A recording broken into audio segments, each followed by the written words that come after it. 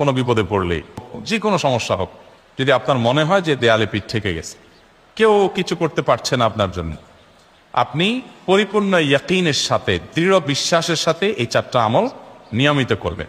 ইনশাআল্লাহ গুলি মিস হতে পারে, আপনার দোয়া মিস হবে না। আমি এমন এক ভয়াবহ বিপদে আছি যা থেকে উত্তরণের কোনো পথ আমার সামনে খোলা নাই। এমন কোনো আমল শিখিয়ে দিবেন যে আমলের মাধ্যমে এই ভয়াবহ বিপদ থেকে আমি রক্ষা পেতে পারি।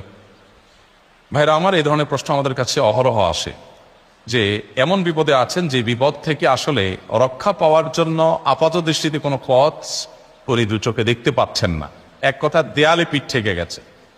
তো এইরকম পরিস্থিতিতেই একজন ইমানদার আল্লাহ রাব্বুল আলামিনের কাছে তার এই সমস্যাকে তুলে ধরবার জন্য কয়েকটা আমল আমরা বলতে পারি, যে আমলগুলোর মাধ্যমে আল্লাহ তাআলা ওই অসম্ভবকে তার জন্য সম্ভব করবেন ইনশাআল্লাহ।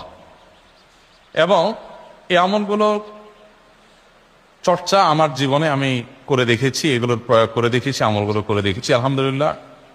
যেখানে মনে হয়েছে এই সমস্যা বাহ্যিকভাবে সমাধানযোগ্যই না, আল্লাহ তাআলা সেখানটাকে অলৌকিকভাবে সমাধান করেছেন। আমার জীবনে বহুবার আমি দেখেছি। এরকম 4টা আমল আছে যেগুলো আমরা কোনো বিপদে পড়লে, নারী হোক, পুরুষ হোক, পারিবারিক হোক, আর্থিক হোক, বা নিরাপত্তা সংশ্লিষ্ট হোক, যে কোনো সমস্যা হোক, যদি আপনার মনে হয় যে দেয়ালে পিঠ থেকে গেছে, কেউ কিছু করতে পারছে না আপনার জন্য, আপনি পরিপূর্ণ ইয়াকিনের সাথে, দৃঢ় বিশ্বাসের সাথে এই 4টা আমল নিয়মিত করবেন। এবং আমি বহু মানুষকে পার্সোনালি এটার পরামর্শ দিয়েছি, ওনারা আমল করেছেন, আমল করে উপকৃত হয়েছেন।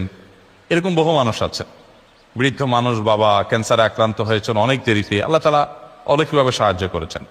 হ্যাঁ, কখনো যদি আল্লাহ তাআলা এই আমলগুলো করার পরও আমার বিপদ দূর না করেন, তাহলে হয় আমার আমলের মধ্যে কোনো ত্রুটি ছিল, অথবা আমার এই বিপদ দূর না হওয়ার মধ্যে আমার জন্য কোনো কল্যাণ নিহিত ছিল।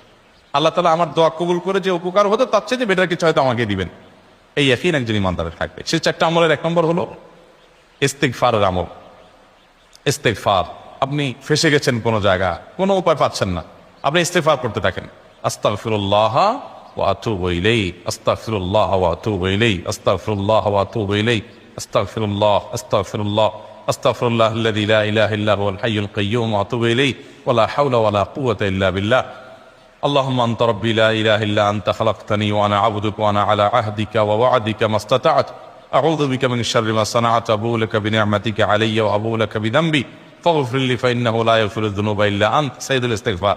এভাবে যে কোনো ইস্তিগফার করতে থাকেন, আপনি বেশি বেশি করে আল্লাহর কাছে ইস্তিগফার, ক্ষমা প্রার্থনা করতে থাকেন, খুব বেশি। আপনার 2 ঠোঁটে অনবরত আপনি চাইতে থাকেন আল্লাহর কাছে ক্ষমা। এই ইস্তিগফার সম্পর্কে